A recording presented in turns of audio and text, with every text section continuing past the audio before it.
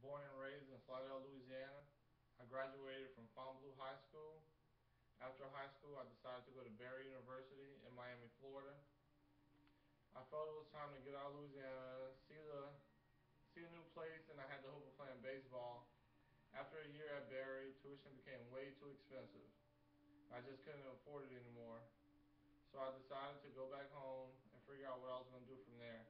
After working a few jobs, about a year, and decided I had enough and had to figure a way out of Louisiana again. So I decided to join the Air Force to see the world and meet new people. After my initial 2 months of basic training in Lackland Air Force Base in San Antonio, Texas, I was sent to Keesler Air Force Base in Biloxi, Mississippi for tech school.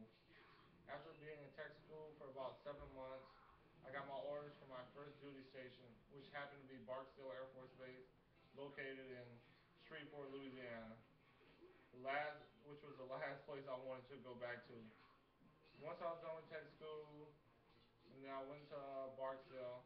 After being at Barksdale for about 2 months, I got asked if I would like to deploy to Afghanistan. And after the 3 months of training I had at Fort Polk in Leesville, Louisiana, because of the type of assignment I was going on, I was headed to Afghanistan. After being in Afghanistan for about 2 months, I met the girl that is now my wife. So had those events not happened that led me to where I am in Shreveport, Louisiana, I wouldn't have gotten the deployment to Afghanistan at the time I did, and I never would have met my wife. So, from that experience, I learned that no matter how bad the situation seems, that there's always a chance something good can come from it.